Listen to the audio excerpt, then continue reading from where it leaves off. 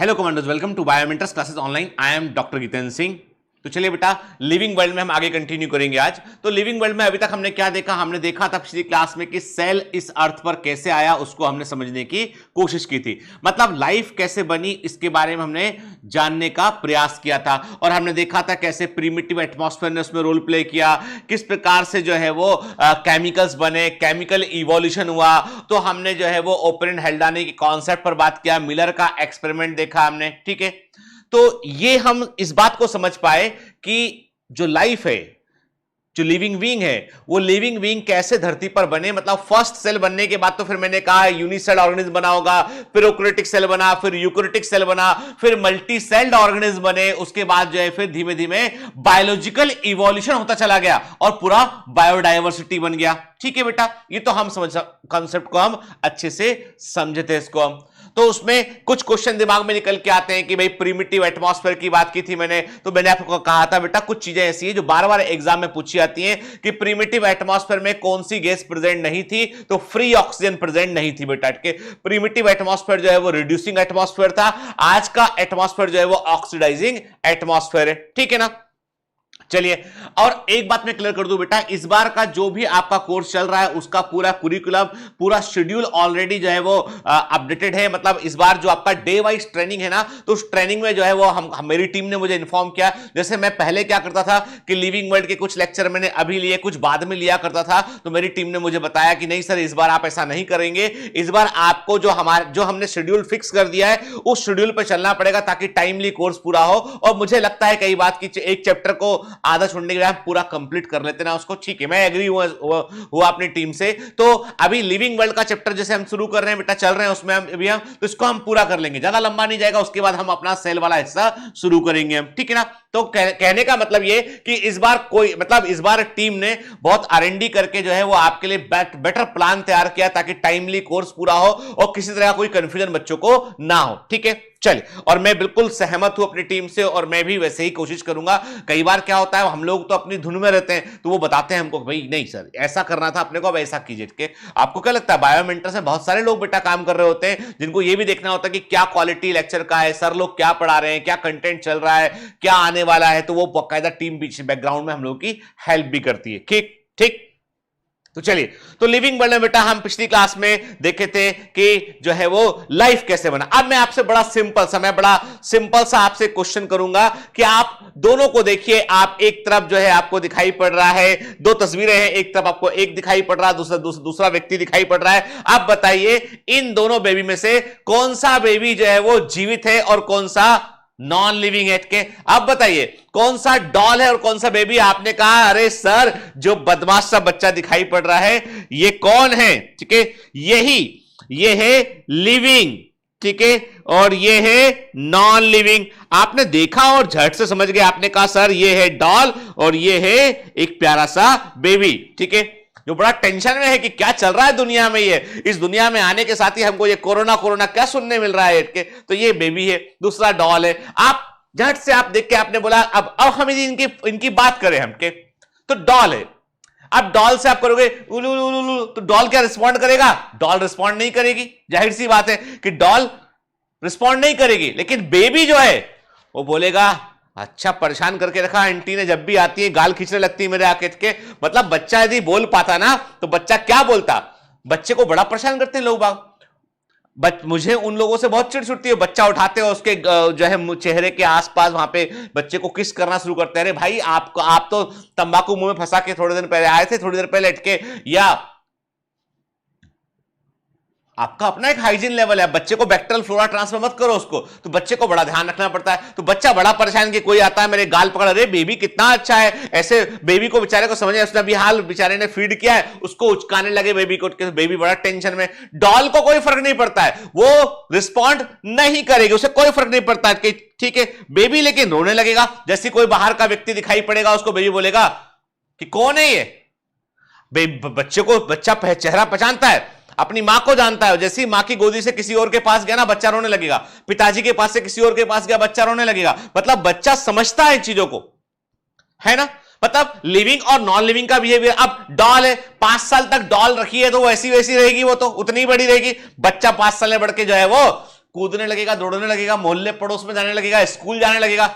10 साल बाद डॉल वैसी की वैसी रहेगी, बच्चा तो 10 साल का बड़ा बच्चा हो जाएगा। होगा कि नहीं होगा? अरे भाई ये तो हम सब जानते हैं, और यही तो चैप्टर में है कि लिविंग बीइंग के कैरेक्टरिस्टिक क्या होते हैं, वो जानना है हमको। चलो ठीक है, अब देखिए फर्क ये है, जैसे हम देख रहे हैं कि एक खरगोश रैबिट है, रैबिट बोल रहा है भैया कि I move on my on and search for my on food, मुझे खुद ही मूव करना पड़ता है, अपना भोजन मुझे खुद ढूंढना पड़ता है। कार बोल सकती है, यदि कार बोल सकती तो कार क्या बोलती है? मैं अपने आप से मूव नहीं कर सकती हूं, मुझे मूव कराने के लिए पेट्रोल की रिक्वायरमेंट होती है, और दूसरा कोई मुझे गाइड करता तो ही मैं मूव कर पाती हूं। कार नॉन लिविंग, चल तो कार भी रही है, चल तो खरगोश भी रहा है वो, लेकिन दोनों में फर्क है। अभी खरगोश से मुझे एक बात आ गई, रैबिट से एक कहानी सुनाता हूं मैं आपको, छोटी सी, कि बड़ी अच्छी, मुझे बड़ी, मतलब मेरे लिए मुझे बड़ी इंस्पायरिंग स्टोरी लगती है ये, और मैं हमेशा इस कहानी को दिमाग में रखता हूं और हर काम को मैं उसी शिद्दत से करने की कोशिश करता हूं। कहानी यह है कि एक बार एक चीता होता है। चीता सुबह सो के उठता है, उसको लगता है कि भाई कि अब मुझे ब्रेकफास्ट करना है, तो ब्रेकफास्ट करने के लिए जंगल की ओर जाता है। वो जंगल में देखता है भाई एक खरगोश कहीं पे घास चर रहा है के, तो वो चीता देखता है खरगोश को कि ठीक है भाई, अच्छा है, ब्रेकफास्ट के लिए बढ़िया है, ठीक है, हाँ हो जाएगा काम अपना, मतलब 2 लंच तक तो अपन काम चला लेंगे इससे। तो खरगोश को देख के उसके पीछे दौड़ता है वो। खरगोश आगे आगे, चीता पीछे पीछे। चीते को मालूम है कि 5वीं क्लास की बुक में लिखा है सबसे तेज दौड़ने वाला प्राणी होता है चीता। चीते को मालूम है, चीते ने भी 5वीं तक पढ़ाई किया था, उसे मालूम है अच्छे से। उस लियोपार्ड को मालूम है कि भैया मैं सबसे तेज दौड़ने वाला जानवर हूं धरती पर, तो वो दौड़ता, पूरा दम लगाता है, दौड़ता है। खरगोश आगे आगे, चीता पीछे पीछे, दौड़ रहे, टिडिंग टिडिंग टिडिंग टिडिंग, दौड़ चले जा रहे। और उसके बाद फाइनली खरगोश आगे जाके अपने बिल में छुप जाता है, अंदर जमीन के अंदर बिल होता, छुप जाता है। चीता पकड़ नहीं पाता। चीता बोलता है उससे, भाई मैं तुमको परेशान नहीं करूंगा, कुछ खाऊंगा भी नहीं, पर मुझे एक बात बता दे तू, मैं पढ़ रखा था बचपन में कि सबसे तेज दौड़ने वाला प्राणी चीता होता है, तब भी तू जीत गया। खरगोश होने के बावजूद, मैं चीता होने के बाद पूरा दम लगा दिया, तब भी मैं हार गया, तुझे पकड़ नहीं पाया, तू बच गया, तू अंदर चला गया बिल में। बता क्या कारण है इसका? क्या किताब में गलत लिखा था, या तू मुझसे तेज दौड़ता है? खरगोश ने कहा, भाई तुम्हारी बुक सही थी, तुम दौड़ते भी तेज हो, पर हम दोनों के इंटेंशन में फर्क है। बोला कैसे? मैं अपनी जान बचाने के लिए दौड़ रहा था, तुम ब्रेकफास्ट के लिए दौड़ रहे थे। जाहिर सी बात है जान का वैल्यू ज्यादा है।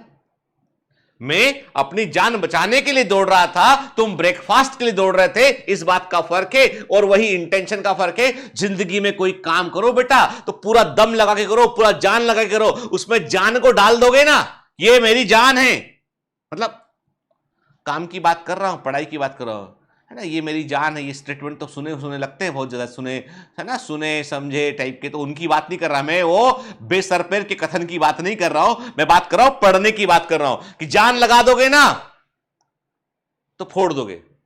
वो है ना, एक कहते हैं लोग कि जान लगा दो या फिर जाने दो, जान लगा दो या फिर जाने दो, ये फर्क है बेटा। चलिए हम बात कर रहे थे लिविंग बीइंग के ऊपर बेटा, ठीक है। अब देखो हम आराम से हम आइडेंटिफाई कर सकते हैं कि लिविंग क्या, नॉन लिविंग क्या, ठीक है। हम देख रहे हैं कि हम आराम से जो है वो पहचान सकते हैं कि लिविंग क्या है, नॉन लिविंग क्या है, क्या हम देख रहे हैं 2 अलग अलग कैटेगरी। कोई छोटे बच्चे से पूछोगे, छोटा बच्चा जो है वो बता देगा कि जेब्रा लिविंग है, बॉल नॉन लिविंग है, बता देगा ना, ठीक है। तो मतलब ये है कि हम ये अंतर अच्छे से समझते हैं, ठीक है। अब हमें पता होना चाहिए कि what are the characteristic of living being, के जीवित जीवों की क्या विशेषताएं होती हैं, ये आपको पता होना चाहिए। और ये कैरेक्टरिस्टिक जो है बेटा एग्जाम में बार बार पूछी जाती है। अब यहां पर भी एक फंडा दिमाग में रखना अच्छे से, वो फंडा ये कि एक तो है जीवित जीव की कैरेक्टरिस्टिक जीवित में देखने मिलेगी, सुनना बात है के बड़े जो है वो इंपॉर्टेंस देने वाली बात है बेटा। एक तो ये होगा कि जीवित जीव की विशेषताएं जो आपको सभी जीवित जीवों में देखने मिलेंगी, क्लियर, कैरेक्टरिस्टिक ऑफ लिविंग में। एक होता है डिफाइनिंग प्रॉपर्टी, अलग चीज है वो, उसको मत कंफ्यूज करना। डिफाइनिंग प्रॉपर्टी का मतलब है ऐसी गुणधर्म जो केवल और केवल जीवित में देखने मिलेंगे, नॉन लिविंग में कभी नहीं होंगे, ठीक है। कैरेक्टरिस्टिक तो जनरल वर्ड हो गया भाई, नॉन लिविंग में है, नॉन लिविंग में भी कुछ प्रॉपर्टी हो सकती है, ठीक है। ग्रोथ की बात करें, ग्रोथ लिविंग के अंदर भी होती है, नॉन लिविंग में भी हो जाती है, पर ग्रोथ में इंट्रांसिक ग्रोथ बोले तो टर्म अलग हो गया है, आगे बात करेंगे बेटा हम इसका, ग्रोथ क्या होता है, डेवलपमेंट क्या होता है, ठीक है। अभी इतना समझ लीजिए आप कि जब मैं बोलूंगा आपसे defining property of living being, जीवित जीवों के विशिष्ट लक्षण, डिफाइनिंग प्रॉपर्टी की बात करेंगे तो याद रखना उसका मतलब यह हो गया बेटा, जैसे आप defining property of living being बोलोगे तो उसका मतलब हो गया कि यह प्रॉपर्टी कभी भी धोखे से भी, कभी भी, कोई एक्सेप्शन के फलस्वरूप भी नॉन लिविंग में देखने नहीं मिलेगी, they never be present in non living. Clear? चलिए तो बात करते हैं हम what are the characteristic of living being. Number 1 हम कहते हैं सेलुलर ऑर्गेनाइजेशन के जीवित जीव जो होते हैं वे कुछ इकाइयों से बने होते हैं, यूनिट से बने होते हैं। ये यूनिट्स जो होती हैं वो उनके स्ट्रक्चर का हिस्सा होते हैं, उनके फंक्शन का हिस्सा होते हैं, ठीक है। तो इन्हें हम सेल्स कहते हैं। मतलब जीवित जीवों में कोशिका के समान व्यवस्था दिखाई पड़ती है। अब ये कोशिका या सेल क्या होता है? सेल के समान अरेंजमेंट सेल दिखाई पड़ता है। सेल मतलब होता है एक कंपार्टमेंट जिसके अंदर जो है लाइफ की सभी एक्टिविटी चल रही होती है। सेल का मतलब एक ऐसी जगह जहां पर की लिविंग प्रोसेस चल रही होती है, जहां पर की एक लिविंग फ्लूइड भरा होता है, उसे प्रोटोप्लाज्म कहते हैं। प्रोटोप्लाज्म के अंदर तमाम मेटाबॉलिक रिएक्शन चल रही होती है। मतलब यह है कि जीवित के लिए कम से कम एक सेल का होना जरूरी है। सुनिएगा बात के, मतलब किसी को यदि आप जीवित बोल रहे हैं, लिविंग बीइंग बोल रहे हैं, तो it must have minimum one cell, कम से कम एक सेल होना जरूरी है, तभी तो यूनिसेल ऑर्गेनिज्म होते हैं, एक कोशी जीव होते हैं। किंगडम प्रोटिस्टा में उन सभी जीवों को रखते हैं जिनमें एक कोशिका पाई जाती है, सिंगल सेल पाई जाती है। क्लियर? ये तो फंडा क्लियर है ना बेटा? ठीक है। चलिए तो मैंने क्या कहा कि सेल यूनिट ऑफ, मैंने कहा it is the structural and functional unit of all living being. ये सभी जीवित जीवों की क्रियात्मक और संरचनात्मक इकाई होती है, और मिनिमम यूनिट, एक न्यूनतम इकाई जिसमें जीवन मिल सकता है, वो सेल है। ये दोनों क्वेश्चन एग्जाम के। लिविंग बीइंग में कोशिकीय संरचना या सेलुलर ऑर्गेनाइजेशन देखने मिलेगा। लिविंग बीइंग जो होते हैं उनमें जो सेल होती है वो स्ट्रक्चर और फंक्शन की यूनिट होती है, और जीवित रहने के लिए मिनिमम कम से कम एक सेल का होना जरूरी है। ये तीनों एमसीक्यू बेटा, ठीक है। फिर रिप्रोडक्शन, जीवित जीव अपने से और जीवों को प्रोड्यूस कर सकते हैं। जीवित जीव जो है वो कंटिन्यूटी ऑफ लाइफ को बनाए रखने के लिए, जीवन को बनाए रखने के लिए कि लाइफ आगे प्रोपेगेट करती रहे, उसके लिए वो क्या कर सकते हैं? अपने जैसे और जीवों को उत्पन्न कर सकते हैं, ठीक है।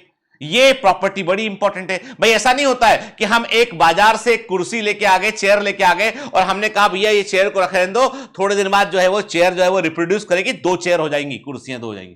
पता चला घर में जो है कुर्सी रखा गई, भैया अब तो एक कुर्सी, हम जब गर्मी की छुट्टी में 2 महीने के लिए मामा के यहां गए थे तो मेरी तो एक कुर्सी रख के छोड़ के गया था मैं, एक चेयर, अभी कितनी 15 चेयर हो गई। क्यों? उस चेयर ने रिप्रोड्यूस कर दिया, ए सेक्सुअल रिप्रोडक्शन कर दिया, 15 चेयर हो गई। ऐसा होता है क्या? ऐसा नहीं होता है, that is not possible, impossible. Non living कभी रिप्रोड्यूस नहीं करते हैं, पर लिविंग रिप्रोड्यूस करते हैं, अपने आप को रिप्लेस करते हैं, उनका जन्म भी होता है, उनकी मृत्यु भी होती है बेटा। तो लिविंग बीइंग जो होते हैं उनमें रिप्रोडक्शन देखने मिलता है। मेटाबॉलिज्म, आप लिविंग बीइंग अपनी ग्रोथ करते हैं, वृद्धि करते हैं, अपने प्रोटोप्लाज्म को बढ़ाते हैं। जीवित जीव जो होते हैं उनके अंदर जो है कई सारी केमिकल रिएक्शन चल रही होती है, और वो केमिकल रिएक्शन उनके जीवन को बनाए रखने के लिए जरूरी होती है। वो केमिकल रिएक्शन उनके जीवन को बनाए रखने के लिए जरूरी होती हैं, उन्हें हम मेटाबॉलिक रिएक्शन कहते हैं। जब आप मेटाबॉलिज्म वर्ड यूज करते हो, मतलब आप बात करते हो कि इंटायर केमिकल प्रोसेस जो भी लिविंग सिस्टम के अंदर चल रही है वो सब मेटाबॉलिज्म का कहलाती है, इकट्ठी, उनको मेटाबॉलिज्म कहते हैं, उपापचय कहते हैं, ठीक है। कहां होता है ये? प्रोटोप्लाज्म में होता है। होम्योस्टेसिस, जीवित जीव अपने आसपास की सराउंडिंग पर नजर रखते हैं, उनको पता होता है कि हमारे आसपास क्या चल रहा है। लिविंग बीइंग जो है अपने सेल के अंदर के जो ऑर्गेनाइजेशन है, जो कंपोजिशन है, उसे बनाए रखने की कोशिश करते हैं। मतलब जीवित जीव जो होते हैं वो होम्योस्टेसिस को शो करते हैं, और होम्योस्टेसिस का मतलब यह होता है कि जीवित जीव अपने इंटरनल एनवायरनमेंट को मेंटेन रखने की कोशिश करते हैं। मतलब बाहर कुछ भी हो जाए, अपने अंदर का पर्यावरण, अंदर का एनवायरनमेंट, अंदर का इंटरनल एनवायरनमेंट बदलना नहीं चाहिए। इसे हिंदी में बोलते हैं समस्थितिकता। आप देखो, होम्यो इक्वल बनाए रखना, एक समान, इक्वल या एक समान, स्टेसिस पोजीशन या स्थिति की बात कर रहे हैं हम, तो मतलब एक सेल का अपना जो केमिकल कंपोजिशन है उसमें परिवर्तन का सेल विरोध करती है, सेल अपोजेस द चेंजेस, और वो वही क्या है, वो अपनी एक स्टेडी स्टेट को हम क्या बोलेंगे, इसके लिए हम बोलेंगे वो अपनी स्टेडी स्टेट को जो है अपनी स्टेडी स्टेट को बनाए रखने की वो कोशिश करती है। ठीक है। हेरिडिटरी, लिविंग बीइंग जब रिप्रोड्यूस करते हैं तो अपने समान ही लिविंग बीइंग को प्रोड्यूस करते हैं, वो अपने समान लिविंग बीइंग को ही प्रोड्यूस करते हैं। ये है प्रॉपर्टी जिसका संबंध होता है न्यूक्लिक एसिड से, डीएनए से, आरएनए से इसका संबंध होता है। रिस्पॉन्स टू स्टिमुलाई, ये अपने आसपास होने वाले परिवर्तनों का, जो भी परिवर्तन अपने आसपास होते हैं उसको ये रिस्पॉन्ड करते हैं। मतलब लिविंग बीइंग के अंदर एक कॉन्शियसनेस होती है, वे अपने आसपास की इन्वायरमेंटल कंडीशन को सेंस कर सकते हैं और उसके अकॉर्डिंग वो बिहेव कर सकते हैं।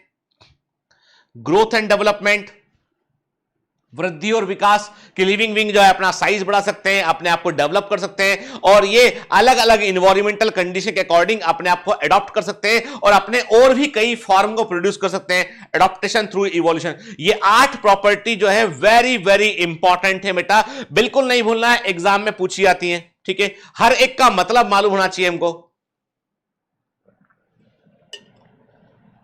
हमको हर एक का मतलब मालूम होना चाहिए। ठीक है। चलिए एक बार हम इसको एक्सप्लेन करते हैं। Living things are composed of cells. ठीक है। 7 characteristic of life. Living things have different level of organisation, अलग अलग तरह के मिलेंगे, एक सेल वाला भी होगा, मल्टी सेल वाला भी होगा बेटा के। ठीक है। लिविंग थिंग्स ऊर्जा का इस्तेमाल करते हैं, एनर्जी। अब आपसे बोले कहा, अब देखो बेटा जो हम बेसिक्स ऑफ बायोलॉजी पढ़े थे ना वो यहां काम आएगा। कि यदि मैं बोलता हूं आपसे लिविंग थिंग एनर्जी का इस्तेमाल करते हैं तो क्यों करते हैं? टू रिड्यूस एंट्रोपी, याद है आपको? एंट्रोपी डिसऑर्डर को रिड्यूस करने के लिए, अपने व्यवस्था को बनाए रखने के लिए। यदि ये एनर्जी यूज नहीं करेंगे तो एंट्रोपी बढ़ती चली जाएगी और ये खत्म हो जाएंगे इनके। तो कहने का मतलब ये कि लिविंग बीइंग जो होते हैं वो ऊर्जा का, एनर्जी का इस्तेमाल करते हैं कि ये अपने इन्वायरमेंट के लिए रिस्पॉन्ड करते हैं, ये ग्रो करते हैं, डेवलप करते हैं, रिप्रोड्यूस करते हैं और इन्वायरमेंटल कंडीशन के अकॉर्डिंग अपने आप को अडॉप्ट करते हैं। अडॉप्ट का मतलब है कि बदलती हुई इन्वायरमेंटल कंडीशन में अपने आप को ढाल लेते हैं कि कैसे जिंदा रहना है यहां पे। ठीक है। ये बड़ी इंपॉर्टेंट प्रॉपर्टी है और ये तभी लाइफ अपने आप को सेव कर पाती है। जीवित जीवों को पता होता है कि उन्हें कैसे रिएक्ट करना है, और जो एडॉप्टेशन नहीं कर पाते हैं वो खत्म हो जाते हैं, और जो एडॉप्ट कर पाते हैं वही सरवाइव कर पाते हैं। ठीक है। अब आते हैं खतरनाक घटना की बात करते हैं। कोविड-19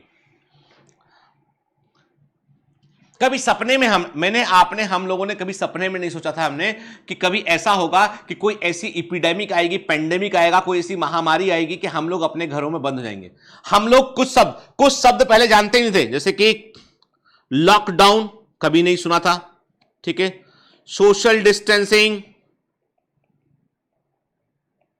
मास्किंग।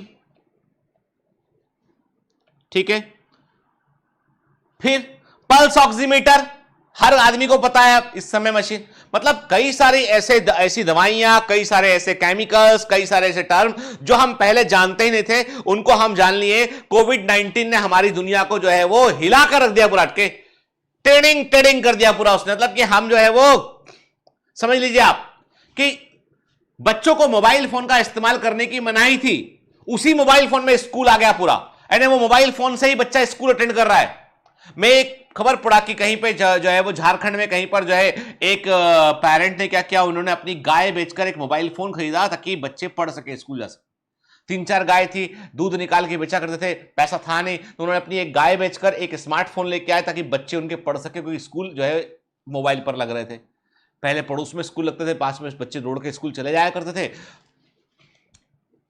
अब आप सोचिए, शिक्षा मोबाइल फोन के अंदर, जिस मोबाइल फोन को हम बोलते हैं मोबाइल फोन का इस्तेमाल करते हैं, बच्चे यूज करेंगे, बच्चे बिगड़ जाएंगे। अब बच्चों को मजबूरी है फोन देना पड़ेगा, हर बच्चे के पास एक मोबाइल फोन है क्योंकि वो ऑनलाइन ही पढ़ रहा है। अभी आप ऑनलाइन पढ़ रहे हो, कभी किसी ने सोचा ही नहीं था कि इतने बड़े बड़े ऑफलाइन इंस्टीट्यूट, इतनी बड़ी बड़ी बिल्डिंग है जो बनी हुई है यहाँ पे, वहां कभी जो है कभी उल्टे चमगादड़ लटक रहे होंगे यहाँ पे कि भैया साफ सफाई तो कर लो, चमगादड़ हो गए पूरे यहाँ पे, क्योंकि सब कुछ ऑनलाइन हो गया।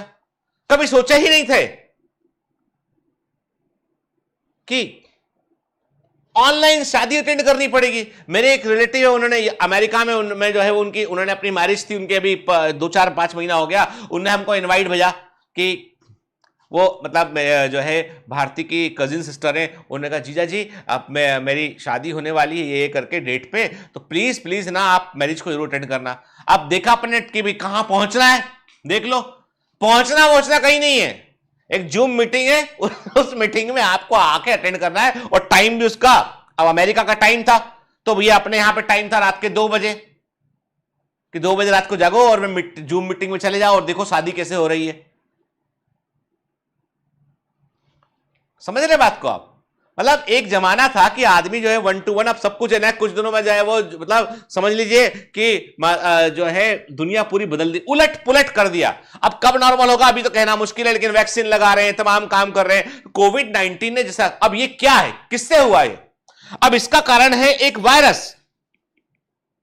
मैंने आज के कई दिन पहले 2018 में मैंने ह्यूमन हेल्थ एंड डिजीज के एक लेक्चर में कहा था मैंने कि मनुष्य को सबसे बड़ा खतरा जो है ना वो किसी परमाणु बम से नहीं है, मनुष्य को सबसे बड़ा खतरा जो है वो किसी से नहीं है, सिर्फ एक चीज से है, वो है वायरस। मैंने ये भी कहा था कि वायरस आएगा और आने के बाद जो है मनुष्य के ह्यूमन रेस पर बड़ा गहरा प्रभाव डालेगा और कई सारे लोगों को जो है वो खत्म कर देगा। और उससे बचने के लिए मैंने बताया था रिस्पांस यूनिट होती है, टीम होती है, काम कर रही होती है, WHO भी काम कर रहा होता है। और वही हुआ 2020 के में जो है कि शुरुआत में दिसंबर 2019 के आसपास से शुरू हुआ था केसेस, और आप देखिए 2020 निकल गया, 2021, अभी आप जून में आप लेक्चर देख रहे हैं। अब देखिए 2021 जो है वो साल भी लगभग ऐसे ही निकला, अभी बोल रहे हैं थर्ड वेव आएगा। मतलब आदमी का मानसिक संतुलन वो हिल गया है कि यार कितना। एमबीबीएस वाले बच्चे जो एमबीबीएस कर रहे हैं ना, जो सिलेक्ट होकर एमबीबीएस कर रहे हैं, उनको लग रहा है कि हम पता नहीं पोस्टल कोर्स कर रहे हैं, ऐसा करस्पॉन्डेंस वाला एमबीबीएस कोर्स कर रहे हैं या ऑनलाइन कौन सी डिग्री है एमबीबीएस। डॉक्टर साहब आप वो ऑनलाइन वाले एमबीबीएस तो नहीं है? हाँ, तो भैया वो डिग्री भी ऑनलाइन जैसी हो रही है, क्या करे आदमी, बेचारे बच्चे परेशान है। मुझे बोलते हैं वो कि सर हम तो कुछ कर ही नहीं पा रहे, अब जब होगा तब तो अब प्रोफेसर जो है वो तब मुझे लगता है कॉलेज कुछ ना कुछ प्रबंध करेगा, मैनेज करेगा चीजों, क्योंकि दुनिया पूरी उलट पुलट हो गई भाई। किससे? वायरस से। अब क्वेश्चन ये उठता है ये जिंदा है कि नहीं है, इसी बात का गुस्सा है इसको। अरे इसको बोला कि विटेकर ने 5 किंगडम क्लासिफिकेशन बनाया, विटेकर ने 5 किंगडम सिस्टम ऑफ क्लासिफिकेशन बनाया और वायरस को स्थान नहीं दिया। प्रोटिस्टा उन्होंने कहा यूनिसेल्ड यूकैरियोटिक प्रोटिस्टा में आएंगे। सभी बैक्टीरिया गण मोनेरा के सदस्य माने जाएंगे। All bacteria included in kingdom Monera. Virus बोला क्या हम क्या फालतू है, कहां चले जाएं हम, कहीं डूब जाएं, क्या करें, हमारा क्या, अरे हम मल्टीप्लाई करते हैं, सब करते हैं। विटेकर ने बोला नहीं, तुमको जगह नहीं मिलेगी। प्रोकैरियोटिक है, सभी प्रोकैरियोटिक बैक्टीरिया जितने भी हैं monera, unicelled eukaryotic protista, multicelled photosynthetic plantae, multicelled absorptive mode of nutrition fungi, multicelled ingestive mode of nutrition animalia. Virus बोला इतने 5 किंगडम बनाए, एक हमारे लिए बनाए थे ना किंगडम वायरस, हम भी तो हैं।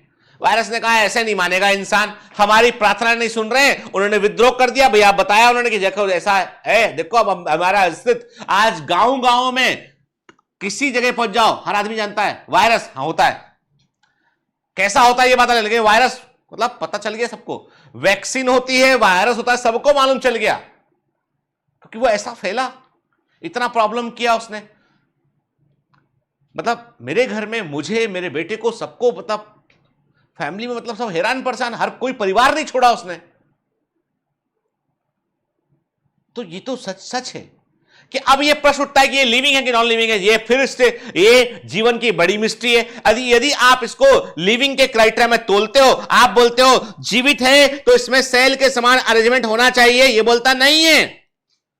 जीवित है तो इसमें मेटाबॉलिज्म होना चाहिए, ये बोलता है नहीं है।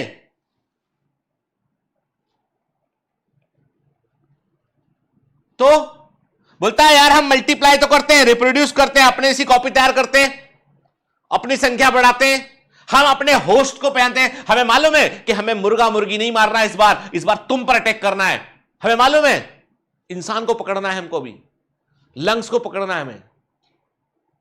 सोचो आप, वायरस अपने होस्ट को जान रहा है, मल्टीप्लाई कर रहा है, अपनी संख्या बढ़ा रहा है, फैल रहा है, और हम बोलेंगे नहीं तुम लिविंग में नहीं आते हो क्योंकि तुम रिप्रोड्यूस नहीं कर, तुमने जो है तुम में वो सेल नहीं हो, तुम में मेटाबॉलिज्म नहीं है। आप मतलब बड़ा प्रश्न उठ गया। कहने का मतलब यह कि आज भी viruses are considered a link between non living and living. Virus आजीवित और जीवित के बीच की संयोजक कड़ी माने जाते हैं। Viruses are considered as a link between non living and living. They are behaving as a living creature inside the cell. ये इंट्रासेलुलर पैरासाइट होते हैं। वायरस क्या होते हैं बेटा? वायरस सेल के अंदर जाके, वायरस जो है वो सेल के अंदर जाकर अपने आप को जो है वो मल्टीप्लाई करते हैं। They are intracellular parasite. जब वो सेल से बाहर निकल जाते हैं तो वो ऐसी कण है, वो ऐसे ही कण है, वो मतलब पार्टिकल्स के समान है। वो आप क्रिस्टल बना लीजिए, पैक कर लीजिए, बोतल में जाएगा वायरस, कुछ नहीं, पड़ा रहेगा सालों, कुछ नहीं बिगड़ेगा उसका। लेकिन जैसे ही मौका मिला इंसान के शरीर में पहुंचा, मल्टीप्लाई कर दिया। अब आप सोचिए, तो जब वायरोलॉजी पढ़ेंगे वायरस के बारे में, बायोलॉजिकल क्लासिफिकेशन चैप्टर में हमें वायरस के बारे में पढ़ना पड़ेगा, तब हम बात करेंगे। अभी हमने कहा कि भैया लिविंग नॉन लिविंग की डेफिनेशन में एक बंदा ऐसा उसको बाहर निकालना पड़ेगा कि भैया वो गुस्सा है, मैं लिविंग हूं बोलता है, हम बोलते हैं नहीं प्रॉपर्टी से तुम मैच नहीं खाते हो, तुम इसलिए नॉन लिविंग हो। लेकिन अब हमने क्या बोला? हमने कहा viruses are the connecting link between non living and living. ठीक है, अब आते हैं हम एनसीईआरटी। ठीक है, अब हम इंटर कर गए बेटा एनसीईआरटी के अंदर। ठीक है, जब भी मैं एनसीईआरटी का पोर्शन लूंगा तो आपको मोस्ट प्रोबेबली जो है एनसीईआरटी का लोगो दिखाई पड़ेगा। और एनसीईआरटी एक फैंटास्टिक बुक है और इस बुक को रटना नहीं है, हमको उसको समझना है, एक एक लाइन को हमें अच्छे से समझना है इसकी। When we try to define living, we conventionally look for distinctive characteristic exhibited by the living organism. जब भी हम जीवित को डिफाइन करने की कोशिश करते हैं तो हम उन लक्षणों की बात करते हैं जो लिविंग ऑर्गेनिज्म में हमको दिखाई पड़ते हैं, अलग से दिखाई पड़ते हैं, उनकी बात करते हैं। जैसे कि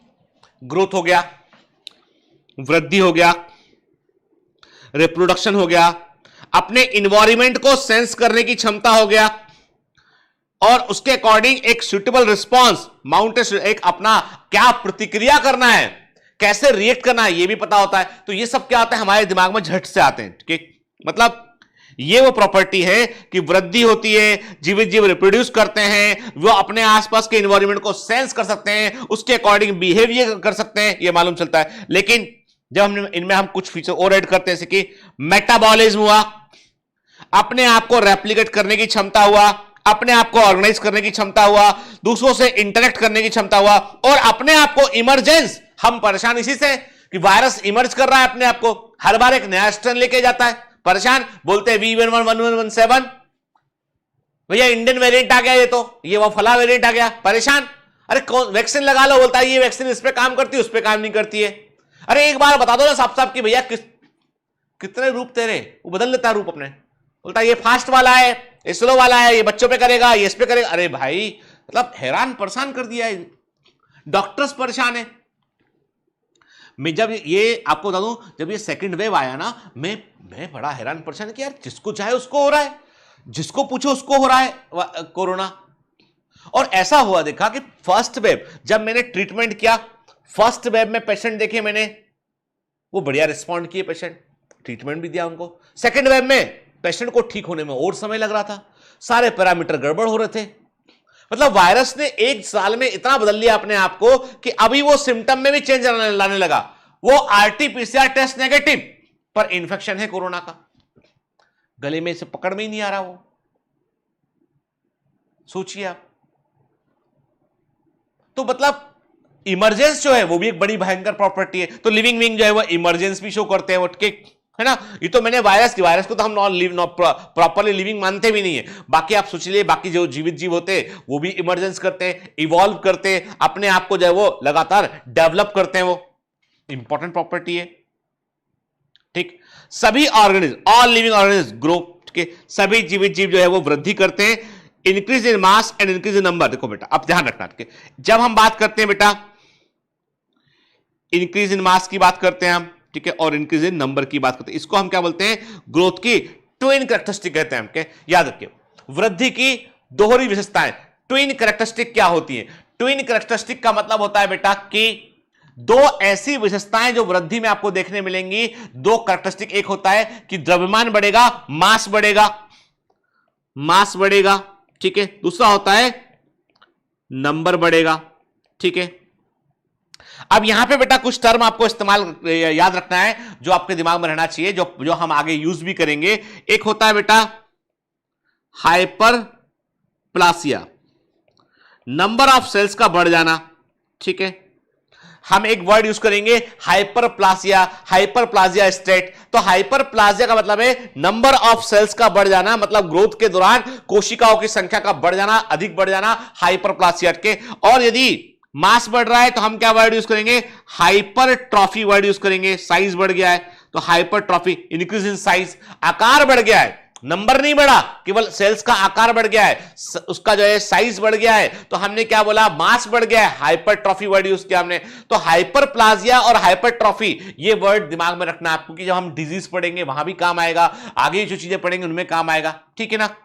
अब ग्रोथ जो होता है बेटा, याद रखिए कि ग्रोथ जो वृद्धि जो है, वृद्धि के बारे में आपको याद रखना है बेटा कि जो ग्रोथ है, जब ग्रोथ विथ डायरेक्शन होती है, जब ग्रोथ में एक दिशा होती है, एक डायरेक्शन होता है, तो उसको बोलते हैं हम डेवलपमेंट, ठीक है। याद, डेवलपमेंट मतलब ये कि हर ग्रोथ डेवलपमेंट नहीं होती है, पर हर डेवलपमेंट एक ग्रोथ होता है, हर डेवलपमेंट एक ग्रोथ होता है। एवरी डेवलपमेंट, कोई भी विकास वृद्धि ही होता है, पर हर वृद्धि विकास नहीं होती है, क्योंकि ग्रोथ में जब कोई डायरेक्शन होगा, कोई एक निश्चित दिशा में विकास होगा, तो हम क्या बोलेंगे, तो वृद्धि कोई एक निश्चित दिशा में होगी तो उसको हम विकास बोलेंगे, उसे हम डेवलपमेंट बोलेंगे हम। तो development is the growth in a particular direction, ठीक है। इसका मतलब every developmental process is the growth, पर हर वृद्धि डेवलपमेंट नहीं होती है, ठीक है, यह भी आपको याद रखना है। अब ग्रोथ में क्या हुआ, साइज बढ़ गया आपका, ठीक है, शेप बढ़ गया आपका। डेवलपमेंट में क्या हुआ, मैच्योरेशन, यहां पर डायरेक्शन इन्वॉल्व होता है बेटा, दिशा इन्वॉल्व होती है, उसे हम डेवलपमेंट बोलते हैं। तो इसीलिए हम क्या बोलते हैं, हम जो है वो एम्ब्रियोनिक डेवलपमेंट वर्ड यूज करते हैं। जब एम्ब्रियो डेवलप होता है तो हम क्या वर्ड यूज करते हैं, हम एम्ब्रियोनिक डेवलपमेंट वर्ड यूज करते हैं, हम एम्ब्रियोनिक ग्रोथ नहीं बोलते। क्यों डेवलपमेंट वर्ड यूज करते हैं, क्योंकि एम्ब्रियो जब वो ग्रो कर रहा है तो उसमें हाथ बन रहा है, पैर बन रहा है, हार्ट बना, उसमें अलग अलग हिस्से बन रहे हैं, ऑर्गेनोजेनेसिस हो रहा है, और वो एक दिशा में हो रहा है कि किस चीज को ग्रोथ करके हाथ बनना है, किसको ग्रोथ करके जो है वो पैर बनाना है, वो वैसे हो रहा है। तो ये क्या है बेटा, ये जो है वो है इन ए डायरेक्शन। ग्रोथ में जब एक कोई दिशा होती है उसे हम बोलते हैं डेवलपमेंट बोलते हैं। मैं वही कहता हूं आपसे, जीवन में यह चीज लागू होती है कि आप खूब सारा पैसा कमा लें, आप खूब नाम कमा लें, आप उससे आप बेहतर व्यक्ति नहीं बन जाएंगे। बेहतर व्यक्ति बनना है तो उस नाम और उस पैसे को एक दिशा देनी पड़ेगी, आपको एक चैनलाइज करना पड़ेगा। आपको यह मानकर चलना पड़ेगा कि इस धरती पर आप आए, आपने इतना नाम कमाया, इतना पैसा कमाया, इसको कहीं चैनलाइज करना है, किसी बेहतर काम में लगाना है, आपको कोई बेहतर लाइफ का पर्पस होगा ना, तो ही आप कहेंगे कि मेरा विकास हो गया है, मैं डेवलप हो गया हूं। बढ़ते तो बेटा हम सब हैं, उम्र बढ़ जाती है, आकार बढ़ जाता है, आदमी छोटे से बच्चा बड़ा हो जाता है, और जो है वो बाल सफेद होने लगते हैं, बाल उड़ जाते हैं, अरे सब हो रहे हैं, ग्रो सब कर रहे हैं, सबकी जो है वृद्धि हुई, और उसके बाद जो है एजिंग की तरफ जा रहे हैं सबके। लेकिन विकास किसका हुआ, डेवलप कौन हुआ, गौतम बुद्ध, स्वामी विवेकानंद, ये विकसित थे। अल्बर्ट आइंस्टीन, इनके पास में भी वही सब कुछ हमारे पास था, लेकिन एक दिशा थी, एक विचारधारा थी। चलो ये तो सामाजिक एस्पेक्ट की बात की मैंने आपसे। लौट के बायोलॉजी में वापस आते हैं, तो बायोलॉजी के पॉइंट ऑफ व्यू से मैं क्या बोलूंगा, मैं बोलूंगा कि ग्रोथ की ट्विन कैरेक्टरिस्टिक क्या होती है बेटा। ग्रोथ की जो ट्विन कैरेक्टरिस्टिक होती है वो होती है आपकी जो है increase in mass and increase in number, के द्रव्यमान का बढ़ना, संख्या का बढ़ना के। और जब वृद्धि में एक दिशा होती है तो उसे हम डेवलपमेंट कहते हैं। चलिए अब ये भी याद रखना बेटा, वृद्धि यदि हम एनिमल और प्लांट में कंपेयर करें तो कुछ चीजें ऐसी हैं बेटा जो एनसीईआरटी में नहीं लिखी हैं, पर आपको पता होना चाहिए, एग्जाम के क्वेश्चन है वो। प्लांट्स के अंदर, पौधों के अंदर वृद्धि होती है लोकलाइज्ड, प्लांट देखें लोकलाइज्ड एंड अनलिमिटेड, मतलब पौधे जो हैं, प्लांट जो हैं, उनमें वृद्धि के निश्चित बिंदु होते हैं। The plant have certain growth point, पौधों में कुछ वृद्धि बिंदु होते हैं और इन ग्रोथ पॉइंट को हम बोलते हैं मेरिस्टेम। क्या बोलते हैं इनको? मेरिस्टेम कहते हैं हम, ठीक है। पौधों में कुछ वृद्धि बिंदु होते हैं, इनको हम मेरिस्टेम कहते हैं। एपिकल मेरिस्टेम सिरों पे होता है और किनारे पर जो है लेटरल मेरिस्टेम होता है डाइकॉट प्लांट में के। तो अभी हमने इतना कहा कि पौधों में निश्चित वृद्धि बिंदु होते हैं जो रूट एपेक्स और शूट एपेक्स है। जड़ का सिरा है और तने का सिरा है, कि ये क्या है बेटा? ये रूट एपेक्स है और शूट एपेक्स है, जड़ का और तने का सिरा होता है, ठीक है। तो ये क्या हो गया? लोकलाइज, एक निश्चित स्थान पे होता है बेटा। और अनलिमिटेड, जब तक ये ग्रोइंग पॉइंट प्रेजेंट रहेंगे प्लांट लगातार बढ़ता रहेगा। एनिमल में क्या होता है? एनिमल में जो वृद्धि होती है वो अनलोकलाइज्ड, स्थानीय नहीं, पूरी बॉडी में होती है, पूरी बॉडी में होती है और लिमिटेड होती है, सीमित होती है, एक निश्चित दिशा में होकर सीमित होती है। तो एनिमल्स में क्या होता है? अब देखो बेटा, यहां पे एमसीक्यू क्या बना? प्लांट्स में ग्रोथ होती है लोकलाइज्ड अनलिमिटेड, एनिमल्स में होती है अनलोकलाइज्ड बट लिमिटेड, ठीक है, क्लियर? चलिए, तो ग्रोथ का मतलब क्या मैंने कहा आपसे कि याद रखिए, ग्रोथ में आप टेम्पररी साइज के बढ़ने को शामिल नहीं करेंगे। आपकी ग्रोथ में आपको याद रखना है दैट इज परमानेंट इंक्रीज, स्थायी वृद्धि होना चाहिए साइज में, ड्राई मास में। मतलब यह है कि वृद्धि के अंदर जो है वो it is a permanent feature, इसमें परमानेंट है। इसमें ऐसा नहीं है कि बरसात के मौसम में लकड़ी में पानी चला गया तो लकड़ी फूल गई, बढ़ गई साइज में, आपने बोला ग्रोथ नहीं, वो उसमें जो है ओवरऑल ड्राई मास नहीं बढ़ा उसमें, केवल वाटर कंटेंट था उसके अंदर। तो एक्चुअली में ग्रोथ जो है, लकड़ी सूख जाएगी फिर वैसी हो जाएगी वो। तो ग्रोथ होती है इरिवर्सिबल, क्योंकि उसमें ड्राई मास बढ़ता है उसमें के, एंड उसमें शुष्क भार में वृद्धि होती है। ऐसा नहीं होता है कभी कि बच्चा जो है वो बड़ा हो गया और फिर बड़ा होकर फिर बच्चा बन जाए, बोल के उल्टा पॉसिबल है क्या? नहीं पॉसिबल है। एक बीज से पेड़ बन गया, पेड़ को फिर बीज में, देखो वो रिप्रोड्यूस करेगा, नया सीड बनेगा, बात अलग है, लेकिन इसी से पेड़ पौधे को आप वापस बीज में नहीं ला सकते, आप रिवर्स पॉसिबल नहीं है, ठीक है। ठीक, अब देखिए दिस शोज कैसे जो है वो वृद्धि होता है। जैसे आप बोलते हो ग्रोथ में ट्विन कैरेक्टरिस्टिक है, मैंने कहा मास बढ़ेगा, सेल का नंबर बढ़ेगा। कैसे बढ़ेगा? के सिंपल सी बात है, जब सेल का नंबर बढ़ेगा मतलब यू नीड मोर सेल, आपको अधिक सेल की आवश्यकता होगी, तो क्या होगा? सेल जो है वो डिवाइड करेगी, तो क्या होगा यहां पे? Cell division. ये भी एक इंपॉर्टेंट कैरेक्टरिस्टिक है, क्योंकि भाई ये नहीं होगा, यदि सेल डिवीजन नहीं होगा तो ग्रोथ नहीं होगा। अब बेटा अच्छे से याद रखना के जो वृद्धि है, ग्रोथ है, उसमें जो सेल डिवीजन है वो है माइटोसिस, समसूत्री विभाजन, समसूत्री विभाजन, ठीक है, माइटोसिस के वृद्धि का। अब देखो माइटोसिस क्या होता है, डिटेल में पढ़ेंगे हम सेल के अंदर। अभी हम कुछ टर्मिनोलॉजी दिमाग में डाल रहे हैं कि ऐसा सेल डिवीजन जिसमें सिमिलर टाइप की सेल बनती है, जिसमें कि सिमिलर टाइप की सेल बनती है, सिमिलर टाइप की सेल बनती है, और जो ग्रोथ में इन्वॉल्व होता है, जो एम्ब्रियोनिक डेवलपमेंट में ग्रोथ में इन्वॉल्व होता है, वो होता है माइटोसिस। जो एम्ब्रियोनिक डेवलपमेंट में इन्वॉल्व है, ग्रोथ में इन्वॉल्व है, वो होता है माइटोसिस, ठीक है, क्लियर? देखिए, living things are able to reproduce, grow and develop. जीवित जो होते हैं वे प्रजनन कर सकते हैं, वृद्धि कर सकते हैं, अपने आप को डेवलप कर सकते हैं। ग्रोथ होगा तो सेल जो है वो अपने आप को डिवाइड करेगी, सेल रिप्रोड्यूस करेगी। सेल जब डिवाइड करती है, सेल जब डिवाइड करती ना, तो वो हम सेल का अपना सेल को खुद को हम बोलते हैं एक सेल दो हो गया, तो सेल ने रिप्रोड्यूस तो किया, ठीक है। और वही माइटोसिस था, उसके अंदर क्या लिखा है? Growth, cell reproduction, produces new cells, increase in number और मेकिंग द ऑर्गेनिज्म लार्जर। देखो है ना, ठीक।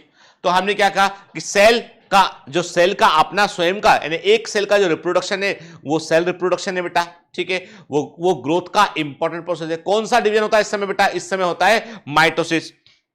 जब सेल एक अपने आप को डिफरेंशिएट करती है, अलग अलग शेप लेती है, एक निश्चित दिशा में विकास करती है, एक निश्चित दिशा में वो अपना जो है वो ग्रोथ वृद्धि करती है, विकास नहीं बोलेंगे, एक निश्चित दिशा में वृद्धि करती है, तो उसे क्या बोलते हैं? उसे हम डेवलपमेंट कहते हैं। यहां पे क्या होगा देखो, ग्रोथ में सेल केवल रिप्रोड्यूस कर रही है, डेवलपमेंट में रिप्रोड्यूस सेल होती है वो डिफरेंशिएट कर रही है। Cell changes shape and structure to become different and serve different function. मैंने कहा ना, मतलब जब ग्रोथ में एक डायरेक्शन होगा तो डेवलपमेंट होगा बेटा, है ना? तो याद रखना चीज को, ये डिफरेंस दिमाग में रखना बेटा ये, ठीक। अब ग्रोथ क्या हम ग्रोथ को डिफाइनिंग प्रॉपर्टी मान लें? क्या हम ग्रोथ को डिफाइनिंग प्रॉपर्टी मान लें लिविंग बीइंग की?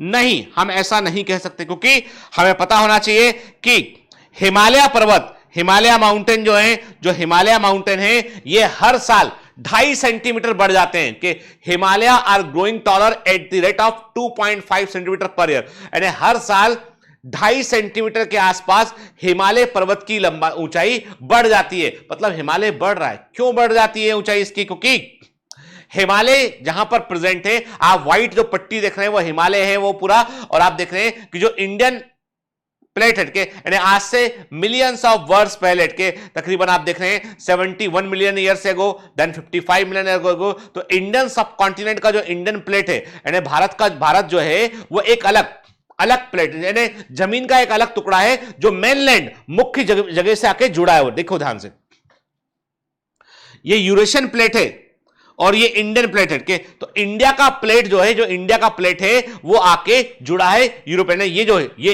एक समय रहा होगा बेटा, ये ऊपर वाला हिस्सा ये अलग रहा होगा, और ये इंडियन प्लेट है, नीचे वाला ये इंडियन प्लेट है, ये ऊपर वाला यूरेशियन प्लेट है। तो यूरोप और एशिया का जो यूरेशियन प्लेट था उसमें इंडियन प्लेट आके टकरा के जुड़ गया, वहां पे जुड़ा, और उससे क्या हुआ कि वहां पे जो फोल्ड बन गया है, ये हिमालय जो है वो फोल्डेड माउंटेन है।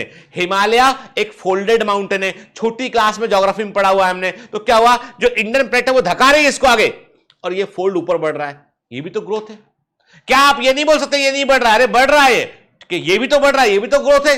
तो मतलब कुछ नॉन लिविंग में हमको ग्रोथ देखने मिल रही है।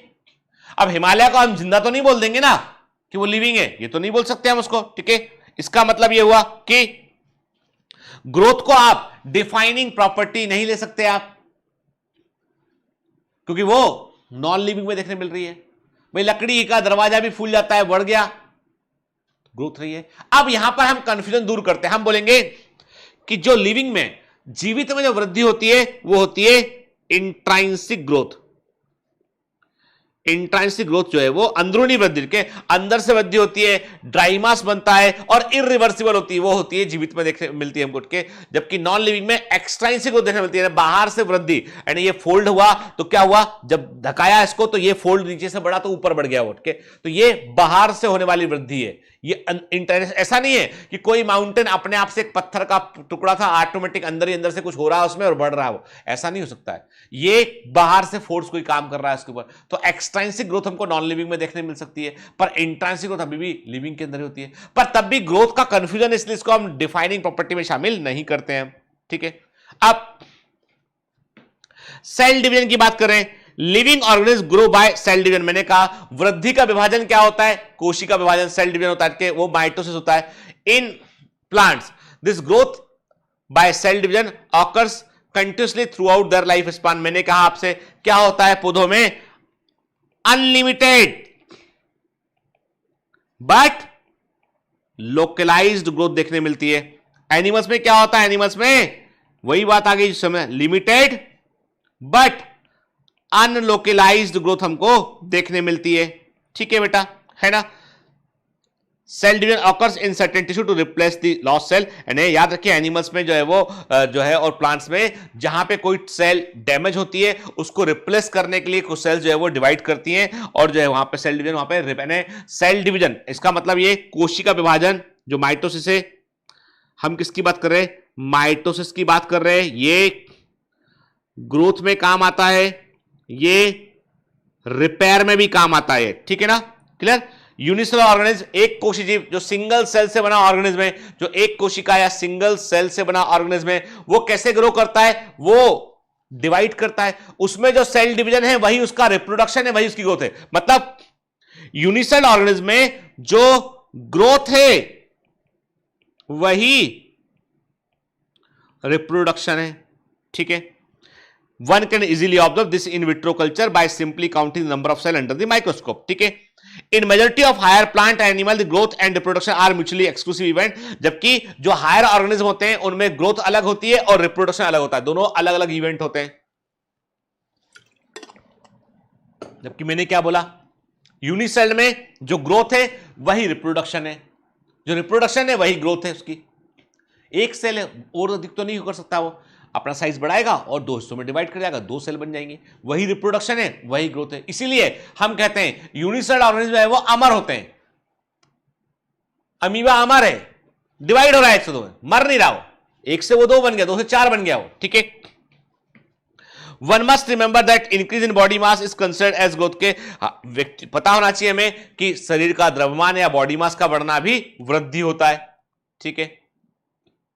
फिर non living object also grow, देखिए एनसीईआरटी आ गया जो मैंने आपको बताया उस पॉइंट पे, नॉन लिविंग ऑर्गेनिज्म वो भी वृद्धि करते हैं। If we take increase in body mass as a criteria of growth, यदि हम केवल बॉडी मास के बढ़ने को वृद्धि का क्राइटेरिया लेते हैं हम, तो mountains, boulder, sand mount do grow, जो रेत के टीले हैं वो भी बढ़ रहे होते हैं, पत्थरों के साइज बढ़ रहे हैं, पर्वत बढ़ रहे होते हैं, तो ये तो हम नहीं बोल सकते हैं बेटा। However, this kind of growth exhibited by non-living object are by the accumulation of the material on the surface, मतलब इसे क्या बोलते हैं? इसको हम एक वर्ड में बोलते हैं इसको एक्सट्राइंसिक ग्रोथ, ठीक है?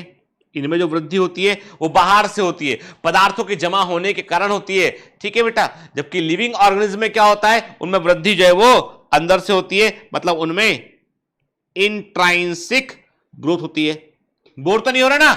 पक्का है? समझ में आ रहा है बेटा कि उनमें इंट्रांसिक ग्रोथ होती है।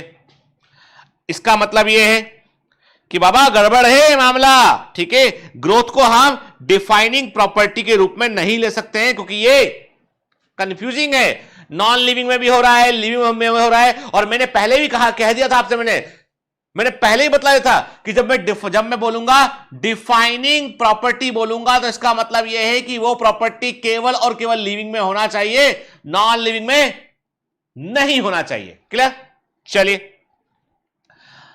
फिर, conditions under which it can be observed in all living organism have to be explained and then we understand that it is characteristic of living system, के हमें लिविंग और हम क्या लिखा, condition under which it can observe, जब हम वृद्धि को देख रहे हैं तो हमें यह समझना होगा कि यह अंदरूनी वृद्धि है या बाहर से वृद्धि है। एक नॉन लिविंग ऑर्गेनिज्म ग्रो नहीं कर सकता है, लेकिन लिविंग ऑर्गेनिज्म में वृद्धि होती है तो इंट्रांसिक ग्रोथ होती है, अंदरूनी वृद्धि होती है, इरिवर्सिबल ग्रोथ होती है। जबकि हम लिविंग की बात, लिविंग में गलत बोल रहा हूं मैंने कहा, गलती से बोल दिया मैंने, लिविंग ऑर्गेनिज्म में देखो बेटा, लिविंग ऑर्गेनिज्म में ग्रोथ होगी तो फ्रॉम इनसाइड होगी, अंदर से होगी, और नॉन रिवर्सिबल होगी, ड्राई मास बढ़ रहा होगा। जबकि नॉन लिविंग में वृद्धि होगी तो बाहर से होगी वो। तो हमें ग्रोथ का पैटर्न समझना पड़ेगा। यदि आप ग्रोथ को लिविंग प्रॉपर्टी के रूप में शामिल कर रहे हैं तो यू शुड अंडरस्टैंड कि किन कंडीशन में वृद्धि हो रही है, उसको समझना पड़ेगा आपको। और यह बात तो पक्की है कि डेड ऑर्गेनिज्म जो मृत है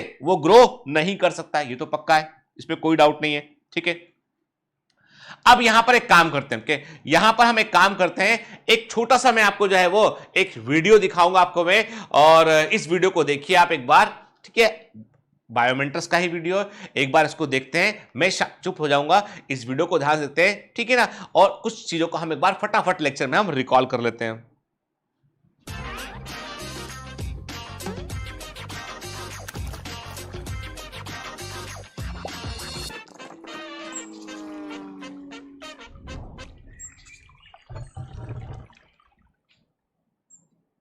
लाइफ अपने आप में एक अमेजिंग थिंग है। कई बार हम सोचते हैं कि जीवन के ऐसे कौन से लक्षण हैं जो डिफाइनिंग प्रॉपर्टी ऑफ लाइफ कहलाए जा सकते हैं। मतलब हम ऐसा मान सकते हैं कि वो डिफाइनिंग प्रॉपर्टी आपको हमेशा केवल और केवल लिविंग बीइंग में देखने मिलेगी, नॉन लिविंग में देखने कभी नहीं मिलेगी।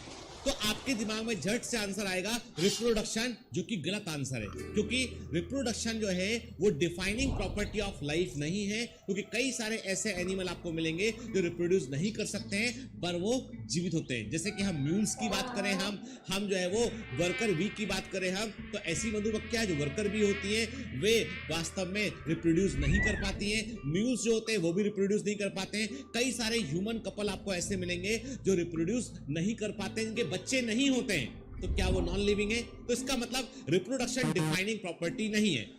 फिर दूसरी प्रॉपर्टी आप बोलेंगे growth. Growth is also not a defining property of living being, क्योंकि कारण यह है कि हिमालय का पर्वत भी लगातार ऊपर बढ़ रहा है। हम कहते हैं कि जो नवीन बलित पर्वत है, या हम बोलेंगे कि जो न्यूली फोल्डेड माउंटेन्स हैं उनकी हाइट लगातार बढ़ रही है। कई बार क्या होता है कि कोई हिस्सा जो टीला होता है उसमें लगातार टीले के ऊपर लगातार मिट्टी जमती होती जाती है और वो बढ़ जाता है। तो मतलब कई सारी ऐसी चीजें हैं जो नॉन लिविंग है पर बढ़ रही है वो, इसका मतलब ग्रोथ भी एक जो है डिफाइनिंग प्रॉपर्टी नहीं हो सकता है। तो फिर लाइफ के लिए डिफाइनिंग प्रॉपर्टी क्या है? तो लाइफ के लिए सबसे इंपॉर्टेंट डिफाइनिंग प्रॉपर्टी है जो सेल के अंदर लगातार होने वाला घटनाक्रम। मतलब यह है कि हमारी सेल्स के अंदर होता है प्रोटोप्लाज्म, जो लगातार जो है वो काम कर रहा होता है एक मशीन के समान। मतलब आप समझ लीजिए कि प्रोटोप्लाज्म जो होता है वो एक प्रकार से एक ऐसी वर्कशॉप है जहां पर जीवन की समान क्रियाएं चल रही होती है, जहां पर मेटाबॉलिज्म हो रहा होता है। मेटाबॉलिज्म बोले तो जब पदार्थों को बनाते हैं हम एनाबॉलिज्म बोलते हैं, पदार्थों को तोड़ते हैं हम कैटाबॉलिज्म बोलते हैं, और एनाबॉलिज्म और कैटाबॉलिज्म दोनों को मिलाकर हम बोलते हैं मेटाबॉलिज्म। तो मेटाबॉलिज्म एक डिफाइनिंग प्रॉपर्टी है जीवन की, मतलब metabolism is a defining property of life. तो पहली प्रॉपर्टी सामने आई, वो है मेटाबॉलिज्म। मेटाबॉलिज्म कहां होता है? एक लिविंग सेल के अंदर होता है, कोशिका के अंदर होता है। इसका मतलब है कि सेल का फॉर्मेशन, सेलुलर ऑर्गेनाइजेशन, वो भी एक डिफाइनिंग प्रॉपर्टी है लाइफ की। मतलब सेल के समान मिनिमम स्ट्रक्चर होना चाहिए, उसके अंदर प्रोटोप्लाज्म होना चाहिए जो कि ऐसा लिक्विड है इसमें कि मेटाबॉलिक प्रोसेस चल रही होती है, तो वो डिफाइनिंग प्रॉपर्टी में आ गया। मतलब लिविंग बीइंग की डिफाइनिंग प्रॉपर्टी हो गया है मेटाबॉलिज्म, सेलुलर ऑर्गेनाइजेशन। और इसके अलावा भी क्या कोई ऐसी डिफाइनिंग प्रॉपर्टी है जो हम भूल रहे हैं? दरअसल कॉन्शियसनेस। हर लिविंग सेल अपने इन्वायरमेंट के प्रति अवेयर होती है कि उसे वहां से फूड लेना होता है, उसे वहां से रेस्पिरेशन के लिए उसे जो है वो गैसेस लेनी होती है, या उसको अपने मेटाबॉलिक मटेरियल बाहर छोड़ने होते हैं, बाहर से उसे न्यूट्रिएंट लेने होते हैं। तो वैसे में सेल को अपने आसपास के इन्वायरमेंट की सूझ और समझ होती है, जिसको हम बोलते हैं कॉन्शियसनेस बोलते हैं। आप बोलोगे क्या आप मुझे सुन पा रहे हैं, समझ पा रहे हैं? ये भी तो कॉन्शियसनेस है। ये है सेल्फ कॉन्शियसनेस, कि आप सुन रहे हैं, पढ़ रहे हैं, अपने प्रति आप अवेयर है। तो सेल्फ कॉन्शियसनेस जो है वो सिर्फ ह्यूमन बीइंग में होती है, लेकिन दुनिया के बाकी सभी एनिमल्स में, बाकी सभी क्रिएचर्स में, सभी लिविंग बीइंग में आपको कॉन्शियसनेस देखने मिलती है। तो कॉन्सेप्ट 1 में आज हमें मालूम चला कि defining property of living being क्या होती है? Metabolism, cellular organisation and consciousness. देखा आपने कि डिफाइनिंग प्रॉपर्टीज ऑफ लाइफ क्या होती है, तो हमने ग्रोथ को इसमें रिजेक्ट किया भी है। अब बाकी आस्पेक्ट हम देखेंगे, रिप्रोडक्शन का भी देखेंगे, कॉन्शियसनेस का भी आगे हम देखेंगे। तो मैंने आपको एक छोटा सा वीडियो दिखाया यहाँ पर जो जिसमें हमने कुछ चीजों को समझा हमने। अब पूरे लेक्चर का हम कंक्लूजन क्या निकाले? हम बोलेंगे कि देखो भाई, कंक्लूजन ये निकाला हमने इस लेक्चर में कि हमें number 1 we should know about it, हमें पता होना चाहिए कि व्हाट आर दी प्रॉपर्टीज, यानी क्या प्रॉपर्टीज हैं लिविंग बीइंग की, वो पता होना चाहिए कि ग्रोथ को क्या, यानी ग्रोथ जो है वो किस तरह की होती है, कौन सा डिवीजन इसमें इन्वॉल्व होता है, और ग्रोथ को डिफाइनिंग प्रॉपर्टी हम क्यों नहीं मानते, ये हमको पता होना चाहिए। ग्रोथ एंड डेवलपमेंट में क्या डिफरेंस होता है ये हमको पता होना चाहिए बेटा के। तो आज के लेक्चर से हमने जो है वो काफी कुछ चीजों को बेटा हमने जाना और सीखा हमने, ठीक है। चलिए नेक्स्ट क्लास में हम बेटा आगे कंटिन्यू करेंगे हम। और मैं हमेशा आपसे कहता हूं बेटा कि एक जो है वो अपना एक बाकायदा टाइम टेबल बनाइए पढ़ने का, और अपने आप को रेगुलर, कि देखो बेटा ऐसा नहीं है कि एक दिन आपने ज्यादा घंटे पढ़ लिया, अगले दिन नहीं पढ़ाई की आपने, उससे काम नहीं बनेगा। आपको एक सिस्टमेटिक वे में आपको आगे बढ़ना पड़ेगा, तो ही सफलता मिलेगी, ठीक है। और अभी हमने, जैसे मैंने आपसे कहा ना कि आपको पूरा का पूरा बायोमेंटर्स का पूरा सिस्टम है, डे वाइज शेड्यूल है पूरा, तो उस शेड्यूल को फॉलो करने की पूरी कोशिश हम लोग भी कर रहे हैं, आप लोग भी कीजिए उसको बेटा, ठीक है। आपको लेक्चर के बाद डीपीएस लगाने, आपको मॉक टेस्ट से टेस्ट उन डीपीएस को रिवाइज भी करना है आपको, तो बिल्कुल बिल्कुल एक सिस्टमेटिक वे में बेटा काम कीजिए, तो आप जो है बायोमेंटर्स की जो कमांड्स हैं उनको यदि फॉलो करते हुए चलेंगे ना, मैं कह रहा हूं आपसे बेटा आप टॉप करेंगे एग्जाम में, अच्छी रैंक पे आप आएंगे। भरोसा रखिए और मेहनत कीजिए। ये कमांड सेंटर जो है ऐसे ही नहीं है ना, बायोमेंटर्स जो है आपको बता दूं मैं कि बाकी ऑनलाइन इंस्टीट्यूट का मुझे नहीं पता है, पर इतना मुझे मालूम है कि बायोमेंटर्स जो है वो एक कल्चर डेवलप किए हैं, एक सिस्टम डेवलप किए हैं जो आपको ऑनलाइन में ऑफलाइन के समान फील देता है, वैसे पढ़ने में हेल्प करता है, आपको ट्रैक पे बढ़ाए रखता है। इसलिए आपकी कमांडर्स जो है बटालियन में यदि आप शामिल हैं तो अपने कमांडर्स की बात सुनिए और उस जो वो कह रहे हैं उसको फॉलो कीजिए और अच्छे से पढ़ाई कीजिए बेटा। All the best.